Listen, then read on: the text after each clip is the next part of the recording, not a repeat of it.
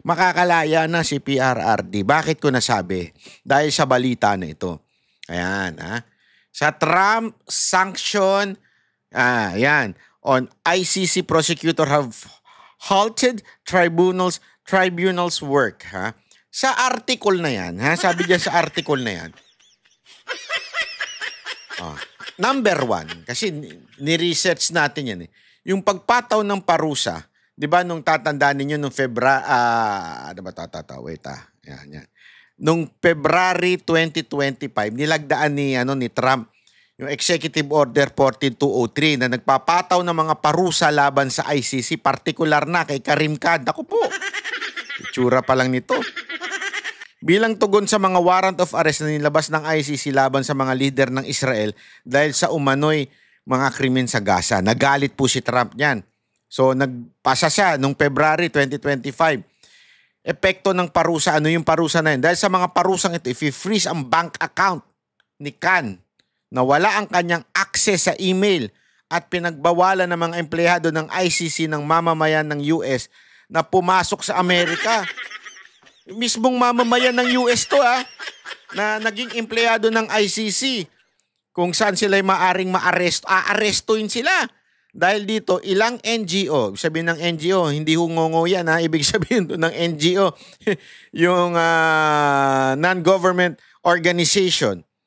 Dahil dito, pati yung mga NGO at kontratista ang tumigil sa pakikipag-ugnayan sa ICC. Sa madaling salita, wala nang nakikipag-ugnayan sa ICC. Tayo na lang. Hindot. Tandaan ninyo bakit kailangan nila makipag-ugnayan sa... Tandaan nyo, ang ICC hindi ho yung bansa. Wala hong tax yan. Ano ibig sabihin nun? Saan kukuha ng budget yan? So usually, ang kinukuha na nila ng budget ay yung mga private company na tumutulong sa kanila, pumopondo sa kanila. At sinabi ni Trump, tulong kayo? If i-freeze namin ang account nyo. Ganun. Tumulong kayo dyan, ipapa-aresto ko kayo. Ganun katindi, kaya wala na, tumigil na. Pagkansila ng mga investigasyon, na ICC, kabilang ang mga kaso sa Sudan ay naapektuhan, pinapakansila ni Trump. Ayan mga akusasyon kay Khan. Si Karim ay nagharap din ng aligasyon meron pa pala siyang sexual aligasyon. Sa madaling salita mga kababayan, itong nangyari dito, hindi niya na ma-access yung email niya. Hindi niya, siyempre Google yan, di ba? O kung ano man, hindi ko alam kung bakit hindi niya ma-access. Basta, dahil sa sanction ni Trump ng Amerika. Ito ho yung chief prosecutor. Kasama ho ito, malamang sa malamang, kasama ho ito sa umuusig kay Pangulong Duterte. Ay, ang bali-balita nga, talagang wala nang gumagalaw dun. Takot sila bigla sa Amerika Pag gumalaw ka at nalaman ng Amerika, alam mo naman ng Amerika, napakarami CIA niyan. Pag nalaman ng Amerika ang tumutulong ka sa kaso sa ICC, yari ka. Kaya nga alam nyo, mga kababayan, bulong-bulungan na ngayon na makakalaya na si Pangulong Duterte dahil dito, nanalo siya bilang mayor. Malaking factor din daw yun.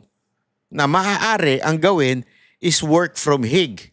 Ibig sabihin, hindi man pauwiin sa Pilipinas, tuloy pa rin yung trial, pero sa bahay lang siya, sa The Hague. Ibig sabihin, malaya na nakakapasok yung mga kamag-anak, napapakain na siya ng mga paborito niyang tuyo, ganun.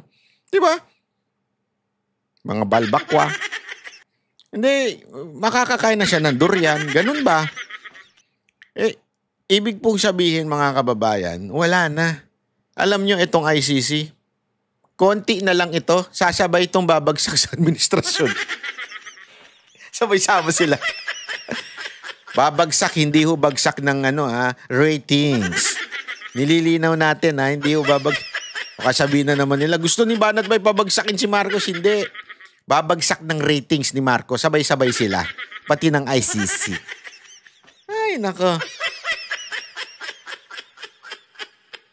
Grabe matinding kaganapan ito. Kaya sabi ko nga sa inyo, This is something na very, very, good news. Di ba? Konti na lang. Sa tingin ko, konti na lang talaga at si Pangulong Duterte ay makakalabas na ng ICC at mamamasyal na siya sa dahig sa Netherlands. Huwag lang siya pupunta sa mga coffee shop dyan. O mga hindi pala, sa Amsterdam pala yon. Sa Amsterdam kasi ang tawag dun sa mga coffee shop. Ba't coffee shop? Paano naging coffee shop yun? Ang binibenta iba. Huh? Anyway, ito pa. Pag-usapan din natin itong dismissal ng yung kaso ni De Lima. Lupit itong kaso ni De Lima na ito. Pakinggan natin, ha. And to give us reaction to this development, we have former Presidential Legal Counsel Attorney Sal Panelo joining us now via Zoom. Magandang umaga po sa inyo, Attorney. Magandang umaga, Gretchen. Okay, first, I want to get your reaction to this decision by the Court of Appeals. You shared it on your Facebook account. This was dated April 30. Kailan niyo po nalaman? I think a copy of the decision was given to me 3 days earlier. Before it came out? Before it came out. In fact, nagtataka nga ako bakit the mainstream media ignored it. Kaya ako mismo nagpadala sa mga sa mga media outlets. Sabay na pinost ko sa aking Facebook account. Okay, 3 days earlier po than April 30? Hindi po. Ang sinasabi niya dito, 3 days before lumabas sa media, lumabas na actually ito sa social media. Ang tagal pick upin ng mainstream media. Ewan ko ba kung bakit ayaw nilang pick upin to? Hindi. 3 days earlier na 3 days earlier ngayon. So, ibig sabihin, today is 16. So, 3 days earlier. The other day lang. How do you read this decision saying that the Muntinlupa RTC decision is null and void, that there was grave abuse of discretion? The camp of Attorney De Lima says this was just, a poorly written decision, and there is room to revise what the judge wrote. When that decision came out, acquitting the former senator in 2022, I think, 2022. I was one of the first to assail the decision as being gravely erroneous because the decision was based on the recantation of the testimony of the principal witness, Ragos. And I was saying that there is nothing in the record that shows that Ragos' first testimony pointing to the accused as having committed the crime was never proven to have been made under coercion. There was no proof that he was intimidated or there was a threat to kill him if he did not testify. Kasi kaya na-acquit kuno si De Lima, it's because of the recantation. Okay? Dahil dun sa recant nung isang quote-unquote star witness before, di ba? Ang pinapaliwanag nga ng korte, yung CA, yung Court of Appeals. Kasi ganito yan RTC, CA, Supreme Court. Okay? Para malinaw. Inaral natin to Kasi may mga kaso tayo So sa RTC, sinabi, because of the recantation, na-acquit si De Lima.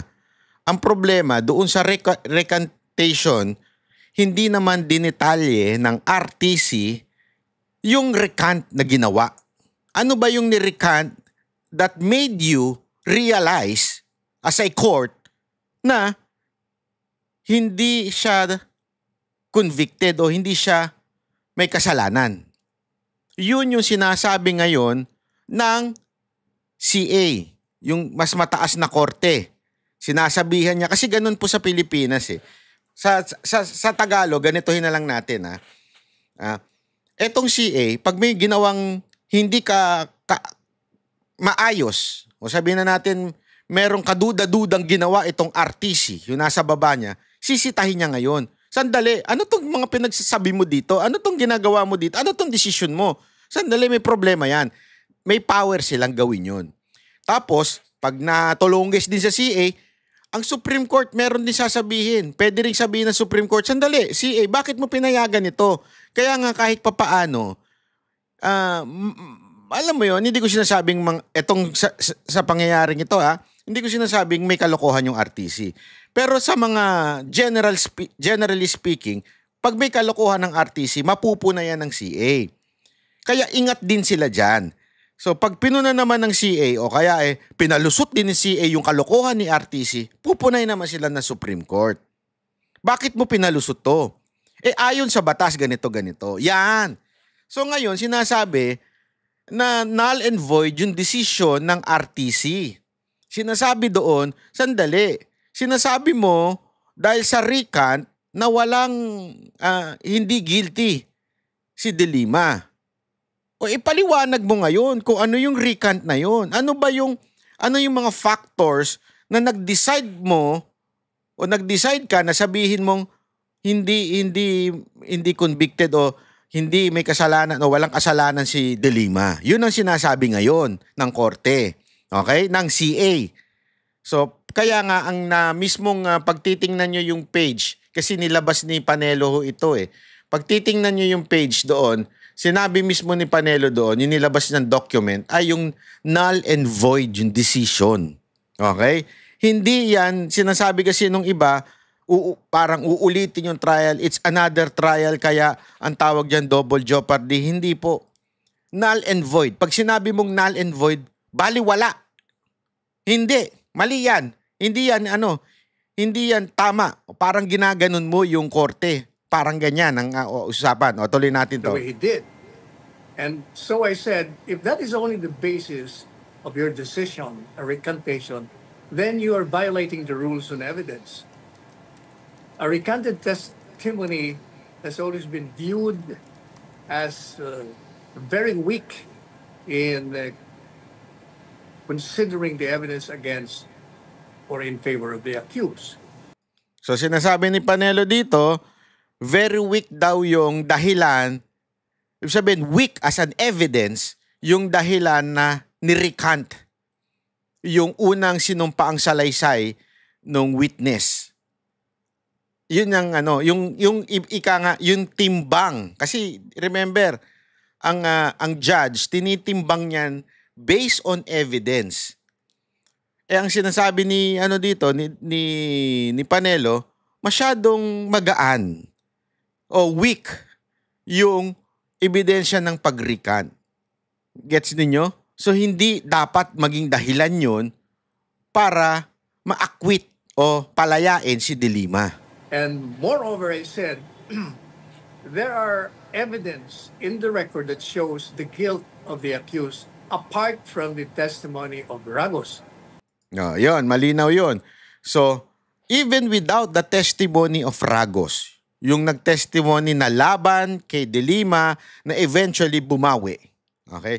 Sabi nga ni Panelo, even if wala yung testimony ni Ragos, the other evidence na nagsasabing guilty si De Lima ay malakas na. Hindi na kailangan, dagdag na lang ika nga yung testimony nung Ragos. So, bakit? Yun ang question doon, kung bakit nag-decide yung RTC based on the testimony o yung pag-recant ni Ragos. Hindi dapat. Yun ang sinasabi, according to Panelo, ng CA. Kaya sinabi ko, I was even egging. I said, the government should appeal this because it is against the law and against the evidence.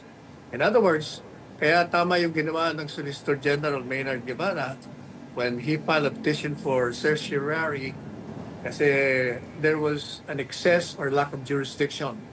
Kaya sabi ng court, tama ang petition dahil yung mismong court ay violated the constitutional mandate Kailangan kasi pag may desisyon ka, you have to explain exactly the facts of the case and then the evidence upon which your acquittal is based. Wala, hindi niya ginawa yun eh. Basta sinabi niya lang, since the testimony of Ragus was recanted, then there is no more basis for the guilt of the accused. Well, Doon nga, medyo nalalabuan ako sa korte doon eh. Tama si Panelo doon eh. Parang walang kinaugnayan na eh. Ba't di mo man lang pinaliwanag? Bakit hindi mo pinaliwanag na dahil sa pag-recant ni Ragos, hindi na guilty. May iba pang ebidensya na nagsasabi di umano na guilty si De Lima. Ang problema, hindi niya pinaliwanag doon sa kanyang decision. Yun ang sinasabi ni Panelo. At dahilan kung bakit sinabi nung mas mataas na korte, which is the CA, the Court of Appeal, sinasabi nila, sandali, mali ito null and void tong decision mo. Ipaliwanag mo ngayon kung bakit ganyan na naging decision mo. Mas mataas ang Court of Appeals kesa sa RTC. Attorney, is it just a matter of rewriting that decision or could there be a retrial? We do know that there is So sabi dito, kasi yan ang argument ng kabilang kampo eh. Ano lang naman yan, papaliwanag lang naman, isusulat lang paliwanag lang ng RTC. O baka naman another trial. Principle against double jeopardy in the Constitution that no person shall be twice put in jeopardy of punishment for the same offense. Ano pong ibig sabihin pag sinabing null and void yung decision ng Muntinlupa RTC? Binabawi ba yung acquittal na yon? At pwede bang itry ulit? Given nga po yung principle against double jeopardy. Alam mo, para maging valid ang acquittal, kailangan one of the more important elements is may jurisdiction ang hukuman. But since the court has rendered the decision saying that there was a grave abuse of discretion amounting to lack or excessive jurisdiction, di ibig sabihin, the element para ma-validate mo yung acquittal is missing. And therefore, it's null and void. Kung null and void, then there can be no double jeopardy. Now, as to your question, magkakaroon ba ng trial? Not necessarily. Ang sinasabi ng hukuman, kulang yung ebidensya that will show the guilt. Another thing, kulang din yung explanation mo kung bakit mo ina-absuelto. Wala kang pino-point out na mga evidence that will lead to the acquittal. Not even the law, wala ka rin sinasabi. Kaya mangyayari yan, there will be a continuation of the trial. As I said earlier, ang pinakamahalaga kasi doon, Gretchen, you should prove na yung kalakaran na nagsinungaling ka ay hindi mo ginawang voluntaryo. Madalit sabi, kaya ka nagsinungaling kasi inakot ka. Merong mga circumstances that force you to lie. Kaya nung mag-recant ka na hindi totoo yan. Ang katotohanan yan, hindi naman niya tinanggap ang pera o hindi ka naman ginano. Kailangan prubahan mo muna yun. Otherwise, walang maniniwalang hukuman sa'yo. Kaya nga ako nagtaka na on the basis of that recanted testimony, bigla siyang inabsuelto. Kaya I remember in my show and other interviews on that very day na in-announce, binanatan ko na ng binanatan niya. So kung mali yan, dapat mag-appeal kayo niya. Okay. With that said, what is the best scenario here? Is it the same judge that will be presiding over the hearings, or should this be raffled off to another judge, given that the ruling says that there was a grave abuse of discretion and over lack or excess of jurisdiction? Well, the decision says it's remanded to the same court of origin. So the judge can proceed, or he can recuse himself, or there might be a motion from either parties to inhibit himself to proceed with the case. So depende yan. Kung magkaroon ng recusal, o kaya naman nag-voluntary na siyang umalis, inarako niya. Okay, on the part of Rafael Ragos, you said that there is a lack of evidence that he was threatened. He claimed that former Justice Secretary Vitaliano Aguirre III forced him to sign an affidavit accusing Senator De Lima and his former security Ronnie Dayan of involvement in illegal drugs. Ano po ang dapat ma-produce na ebidensya ni Rafael Ragos, no, to certify that he was threatened, intimidated? Oh, unang-una, sinasabi niya, tinakot siya. And yet, there is no proof of that. Wala siyang testimonya kung ano yung pananakot na ginawa. Pangalawa, you must remember na yung recantation happened almost 5 years after the testimony was made in court. And in the interregnum, in the interval, alam mo ang ginawa ng Ragos, katakot-takot na nagpahayag siya. Paulit-ulit niya sinasabi yung testimonya sa hukuman. Sa congressional hearing, kung hindi ako nagkakamali, twice or 3 times niya inulit yung mga testimonya niya. Moreover, yung sinasabi niyang natakot siya dahil Secretary of Justice, nawala na si Secretary Vitaliano. Tindi niyan, ano? Kaya nga dapat talaga sa korte natin ang trial hindi sa public di ba? What do I mean? Hindi kasi minsan marami sa ating mga napa-public trial lang Dito kasi kung talagang tinakot ka, kaya ka nag-recant ng iyong kaya mo sinabi yung mga yon dati, kailangan mong patunayan. Paano ka tinakot? You have to prove that. Hindi basta-basta pumayag ka lang na natakot ako kaya binago ko. Kasi sasabihin pa rin ng korte ngayon, baka naman kasi ngayon, meron na naganap na hocus-pocus kaya ka nagbago ng testimony mo. Di ba? So you have to prove na talagang merong pananakot na ginawa sa'yo kaya ka nagsabi na guilty si De Lima. Di ba? Kaya mo sinasabi, kaya mo nilaglag si De Lima. Kailangan mo i-prove yun. Ang lupit po niyan. Kung katulad ka ni Attorney Claire, sasabihin sa'yo, sino nagsabi? Sino nagtanong? Ano na? Aguirre at that time, ba't hindi siya lumabas? Kung totoo yung sinasabi niya. Kaya may problema talaga. May problema yung kanyang teorya na kaya siya nagsinungaling, inirit lang siya, tinakot siya, will not lie.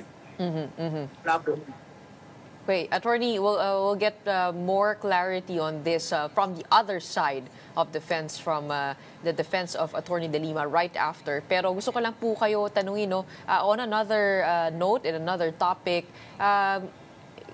what are your reactions to the results of the midterm elections and the showing of the Duterte? So ayan na po mga kababayan. So yan po ang update. Ngayon,